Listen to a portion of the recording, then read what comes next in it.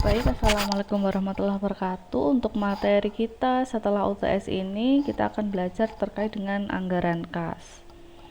Jadi, seperti yang kita pelajari, kas itu adalah alat pembayaran yang dimiliki perusahaan. Artinya uang cash, uang yang tersedia di perusahaan, uang yang ada di tangan. Jadi yang sudah ada eh, di perusahaan. Gitu. Nah, kemudian kas itu mencakup alat pembayaran yang dimiliki perusahaan yang disimpan dalam perusahaan maupun di bank. Jadi ada dua jenis kas, yaitu ada yang kas yang ada di perusahaan dan kas yang ada di bank. Pokoknya kas itu adalah uang tunai yang sangat liquid, yang sangat cepat atau mudah untuk kita cairkan gitu. Nah, mengapa anggaran kas itu penting? Yang pertama adalah kekurangan uang itu akan menyebabkan perusahaan tidak dapat membayar berbagai aktivitas operasi dan investasi. Begitupun dengan kelebihan uang pada suatu saat, jika uang itu melebihi kebutuhan perusahaan, maka menyebabkan terlalu banyaknya uang yang menganggur. Itu juga tidak bagus kalau kita ada di sebuah perusahaan. Oke. Karena seharusnya uang yang terlalu banyak menganggur itu bisa kita kelola, bisa kita kembangkan lebih optimal lagi untuk kepentingan perusahaan, misalnya investasi atau mungkin pelatihan-pelatihan sumber daya manusia gitu. Penting bagi perusahaan memiliki kas yang pertama yaitu jumlah yang tepat dan waktu yang tepat gitu. Jadi perusahaan itu penting untuk memiliki kas dengan jumlah yang tepat dan waktu yang tepat gitu. Pengertian dari anggaran kas, jadi anggaran kas itu adalah prediksi aliran keluar masuknya uang yang direncanakan perusahaan dalam suatu periode tertentu. Jadi anggaran kas ini adalah kita gunakan untuk memprediksi aliran seberapa banyak kas masuk dan kas keluar, serta dilengkapi dengan penjelasan tentang sumber-sumber dari mana penerimaan dan pengeluaran kas tersebut gitu. Tujuannya apa? Jadi tujuannya adalah untuk memberikan informasi yang relevan tentang taksiran penerimaan dan pengeluaran kas. Nah, perusahaan ini perlu menaksir penerimaan dan pengeluaran kas. Sebabnya apa? Sebabnya dua di atas. Kalau kelebihan kas itu berarti banyak kas yang menganggur tidak baik, dan kalau kekurangan kas itu pun juga tidak baik, sehingga harus dianggarkan secara baik dan benar. Nah, beberapa pertanyaan penting dalam menyusun anggaran kas. Yang pertama adalah dari mana datangnya uang kas selama periode tersebut dan berapa besarnya. Yang kedua, berapakah uang kas yang dipergunakan selama periode tersebut dan untuk apa? Yang ketiga, berapakah perubahan di dalam saldo kas selama periode tertentu? Jadi, dalam menyusun anggaran kas kita harus bertanya tiga hal tersebut. Oke. Sumber penerimaan dan pengeluaran kas. Jadi, rencana perusahaan itu berupa antisipasi tentang berbagai aktivitas yang memerlukan uang dalam jumlah dan waktu yang diperkirakan, serta antisipasi tentang berbagai penerimaan uang dalam jumlah dan waktu yang diperkirakan tersebut harus sekaligus menunjukkan sumber penggunaan dan sumber penerimaan kas. Jadi, dalam menyusun anggaran kas kita harus mencantumkan sumber-sumbernya. Ini sumbernya dari mana? Apakah dari hutang, ataukah ini dari pembayaran piutang, ataukah ini dari pembelian mesin dan lain-lain gitu. Nah, setiap sumber penerimaan kas itu harus dapat dibuat taksirannya tentang berapa banyak uang yang akan diperoleh dari setiap sumber tersebut dan kapan uang tersebut akan diterima. Sehingga setiap sumber pengeluaran itu harus dapat dibuat taksiran tentang berapa banyak uang yang dibutuhkan dan untuk aktivitas tersebut dan kapan uang tersebut dibutuhkan. Sumber penerimaan dan pengeluaran kas. Jadi dari perbedaan jumlah dan waktu aliran dana yang diterima dan aliran dana keluar tersebut, maka akan terlihat bahwa tingkat keseimbangan antara keduanya. Jadi jika jumlah uang yang akan diterima lebih besar dari jumlah uang yang akan dikeluarkan, kita tinggal melihat waktu yang dibutuhkan uang tersebut dan waktu dikeluarkannya uang tersebut. Jika jumlah uang yang akan dikeluarkan itu lebih besar daripada jumlah uang yang akan diterima, maka perusahaan harus membuat efisiensi pada pos-pos yang memungkinkan. Jika efisiensi telah dilakukan, tetapi jumlah yang akan dikeluarkan tetap lebih besar dari jumlah uang yang akan diterima, maka perusahaan tinggal mengelola waktu diterima dan dikeluarkannya kas tersebut agar pada saat dibutuhkan uang tersebut telah tersedia. Jadi yang pertama adalah waktu. Jadi kita bisa mengatur waktu kapan dikeluarkan, kapan dibutuhkan gitu. Jadi ini adalah format dari anggaran kas. Yang pertama adalah saldo kas di awal periode, kemudian ada penerimaan kas. Penerimaan kas itu sumbernya banyak, ada aktivitas operasional, aktivitas investasi, aktivitas keuangan, kemudian kita tambahkan semua menjadi penerimaan kas total. Dan sumber dari pengeluaran kas juga sama, ada dari 3, yaitu aktivitas operasional, aktivitas investasi, dan aktivitas keuangan gitu. Baru di akhir ada namanya saldo kas akhir periode. Oke.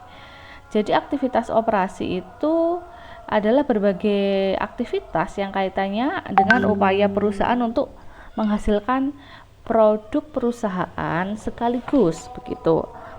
Nah, aktivitas operasi itu misalnya ada penjualan produk perusahaan, kemudian ada penerimaan piutang, ada pendapatan dari sumber luar usaha, ada pembelian bahan baku, ada pembayaran biaya tenaga kerja, kemudian ada pembayaran biaya overhead, pembayaran biaya pemasaran, pembayaran biaya administrasi dan umum. Pokoknya aktivitas operasional adalah aktivitas yang kaitannya adalah dengan upaya menjual produk begitu. Yang kedua ada aktivitas investasi. Jadi aktivitas investasi adalah berbagai aktivitas yang kaitannya dengan pembelian dan penjualan harta perusahaan. Contohnya seperti pembelian dan penjualan gedung, tanah, mesin, penerbitan obligasi, penerbitan saham, dan lain sebagainya gitu. Kemudian ada aktivitas keuangan. Jadi kalau aktivitas keuangan itu adalah aktivitas yang kaitannya dengan upaya untuk mendukung operasi perusahaan dengan menyediakan kebutuhan dana dari berbagai sumbernya beserta konsekuensinya. Contohnya penerbitan surat utang, penerbitan obligasi, penerbitan saham baru, pembayaran dividen, kemudian ada pelunasan hutang dan sebagainya begitu.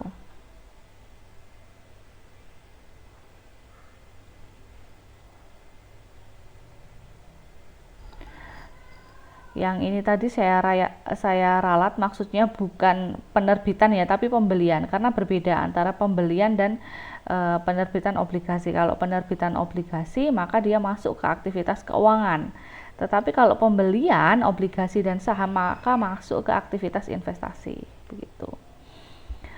Oke, kemudian ini adalah alur dari bagaimana kita menyusun adanya anggaran kas. Yang pertama, penerimaan kas. Jadi penerimaan kas itu sumbernya dari penjualan produk, pendapatan lain-lain, penerimaan piutang. Kemudian pengeluaran kas. Pengeluaran kas itu ada pembelian bahan baku, biaya tenaga kerja, biaya overhead, dan lain-lain. Jadi aktivitas operasional itu ada penerimaan dan ada pengeluaran. Penerimaan terdiri dari 3 ini dan pengeluaran terdiri dari 3 ini yang kaitannya sama biaya-biaya gitu. Sama di aktivitas investasi, di penerimaan kas itu sumbernya ada penjualan kendaraan, gedung, penjualan tanah, penjualan aktiva lain-lain. Sedangkan untuk pengeluarannya itu ada pembelian, pokoknya segala macam pembelian yang hubungannya adalah gedung, harta tetap atau aset tetap, pembelian aset tetap ataupun pembelian aset keuangan, maka dia masuk ke dalam aktivitas investasi begitu. Pun dengan penerimaannya, kalau memang penjualannya berasal dari penjualan aset tetap, maka masuk ke dalam aktivitas investasi. Tetapi kalau penjualannya itu adalah penjualan produk, penjualan yang langsung kaitannya dengan produk, maka masuk dalam aktivitas operasional. Oke. Kemudian kalau aktivitas keuangan, maka itu hubungannya dengan pasar modal biasanya kan, ataupun dengan sifatnya adalah di bidang keuangan. Yang pertama ada penerbitan saham, penerbitan obligasi, penerbitan promos, dan lain-lain. Ini kan sumber dari penerimaan kas. Ketika perusahaan menerbitkan obligasi, otomatis perusahaan tersebut akan mendapatkan dana. Sama dengan ketika perusahaan menerbitkan saham, maka perusahaan tersebut juga akan mendapatkan dana. Tetapi kalau perusahaan menerbitkan saham dan obligasi, artinya kan perusahaan harus memiliki kewajiban-kewajiban untuk membayar yang namanya dividen, membayar yang namanya kupon, dan lain-lain.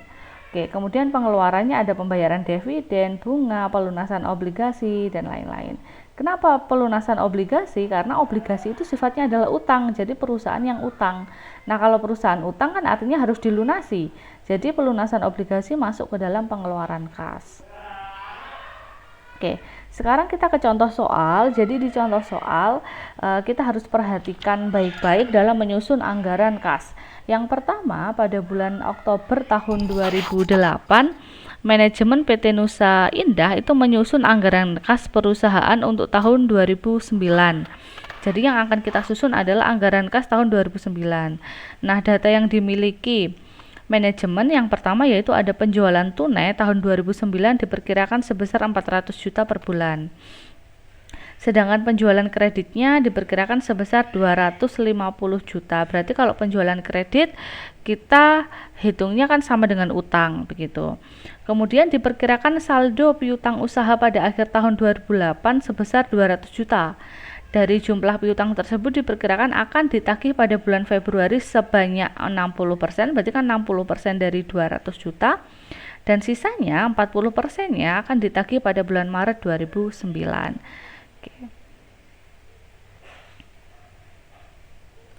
Selanjutnya, saldo kas pada akhir bulan Desember 2008 diperkirakan sebesar 840 juta.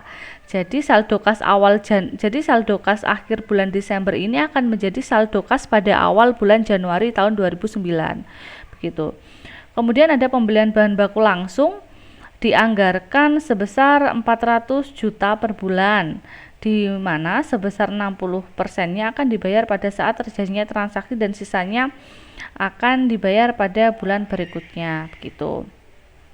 Pada akhir tahun 2008 diperkirakan perusahaan masih memiliki hutang usaha sebesar 400 juta, di mana sebesar 225 jutanya direncanakan akan dibayar pada bulan Januari. Begitu. Biaya tenaga kerja langsung dianggarkan 45 juta per bulan. Kemudian biaya overhead pabriknya dianggarkan 50 juta per bulan, termasuk di dalamnya ada biaya depresiasi. Berarti kalau ada biaya depresiasi ini kan mengurangi adanya biaya overhead pabrik. Berarti nanti biaya overhead pabriknya itu dikurangi 50 juta dikurangi 15 juta. Berarti tinggal 35 juta. Biaya pemasaran dianggarkan sebesar 25 juta per bulan. Oke. Biaya administrasi dan umum itu dianggarkan 30 juta per bulan, termasuk di dalamnya biaya depresiasi. Ingat, berarti kalau ada biaya depresiasi itu akan mengurangi jumlah biaya administrasi dan umum gitu. Perusahaan akan merencanakan membeli mesin. Jadi ini ada aktivitas investasi ya, karena membeli mesin. Ada membeli mesin tahun 2009 sebesar 280 juta dan 400 juta. Pada awal tahun 2009 diperkirakan perusahaan masih akan memiliki hutang sebanyak 520 juta, di mana sebesar 260 jutanya akan dibayar pada bulan April dan sisanya dibayar pada bulan Mei. Perusahaan merencanakan akan membayar pajak pada bulan Maret 2009 sebesar 62 juta. Kemudian diharapkan Bank Danamon akan memberikan kredit modal kerja sebesar 700 juta dan pajak tingkat bunga pinjamannya 24%. Oke, dari data ini kita akan membuat anggaran kas. Oke.